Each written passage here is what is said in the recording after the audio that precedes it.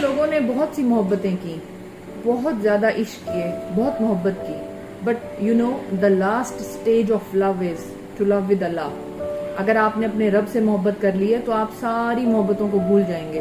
اگر آپ نے اپنے رب کو چاہا تو ہر چیز آپ کو مل جائے گی. آخری سٹیج لو کی صرف اپنے رب سے محبت ہے. پہلی بھی وہی ہے, لیکن لوگ ہمیشہ عشق مجازی سے ہوتے ہوتے عشق حقیقی کی طرف آتے ہیں. آپ کون سی سٹیج پر ہیں؟ کہیں آپ نے اپنے آپ کو ٹٹولا ہے؟ کبھی آپ کو ایسا لگا ہے کہ آپ کو عشق حقیقی سے محبت ہو گئی ہے, عشق میں آپ آ گئے ہیں, حقیقی عشق کی طرف آپ آ گئے ہیں, مجازی سے اب آپ نکل آئے ہیں؟ مجازی کے بارے میں اگر بات کروں تو وہ صرف آپ کو تھکاتا ہے. عشق مجازی آپ کو صرف رلاتا ہے. وہ خود رب کا محتاج ہے, وہ خود اس حقیقی عشق کا محتاج ہے. تو پھر آپ اس کے پیچھے کیوں بھاگ رہے ہیں؟ آپ کے پاس جس نے آنا ہے وہ خود آ کر رہے گا. آپ کے نصیب میں جو لکھا ہوا ہے وہ ضرور ملے گا. اور ویسے بھی دنیاوی محبتوں کے پیچھے بھاگنے کا مطلب ہی کیا ہے؟ ویسے بھی یہ محبتیں ختم ہو جانے والی ہیں. یہ محبتیں دائمی نہیں ہیں, ہمیشہ نہیں رہنی. جب شروعات ہی رب کی محبت سے ہوئی, اس نے آپ کو بچے سے درمیانی عمر اور درمیانی سے بڑھاپے کی طرف لے کر گیا, تو پھر محبتیں اور دوسری کیسی؟ رزق اسی نے دیا, کپڑے اسی نے دیے, رہائش اسی نے دی, سواری اسی نے دی, دنیا کی ہر چیز آپ کو آپ کے رب نے پرووائڈ کی. تو پھر محبتیں آپ لوگوں سے کیسے بانٹ سکتے ہیں؟ تو محبت کا اصل حقدار بھی تو وہی رب ہے نا آپ کا.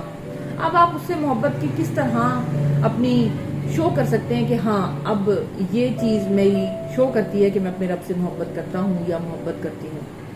آپ کا اس کو یاد کرنا, کہیں بھی بیٹھے ہوئے آپ کی ہر بات میں آپ کے رب کا ذکر. کہتے ہیں کہ آج کل یہ بڑا کھویا کھویا سا رہتا ہے, آج کل یہ بہت زیادہ ادھر ادھر کی باتیں کرتے ہوئے ہر وقت ایک ہی نام کو ریپیٹیٹیولی بولتا ہے, یا یہ بات کرتے کرتے وہاں بات کو جوڑ دیتی ہے. کیوں؟ کیونکہ اس سے محبت ہو چکی ہے. تو اگر آپ کی باتوں میں ہر بار آپ کا رب نظر آنے لگے, اس کا مطلب ہے کہ آپ کو آپ کے رب سے محبت ہو گئی ہے.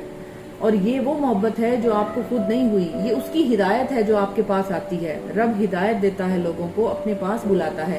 یہ والا بندہ اٹھے میری نماز پڑھے, یہ والا بندہ اٹھے محبت کرے مجھ سے, یہ بندہ اٹھے میری راہ پہ خرچ کرے.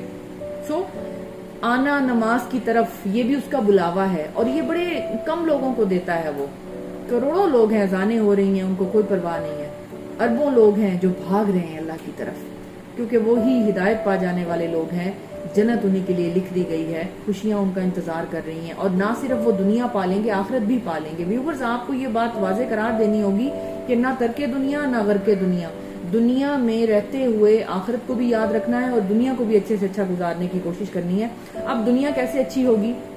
رب کی یاد, رب کو یاد کرنا, رب کے بارے میں بات چیت کرنا, جہاں بیٹھنا اسی کا ٹاپک چھیڑ دینا, اٹھتے بیٹھتے آپ کی باتوں میں اس کی جھلک نظر آنے لگنا.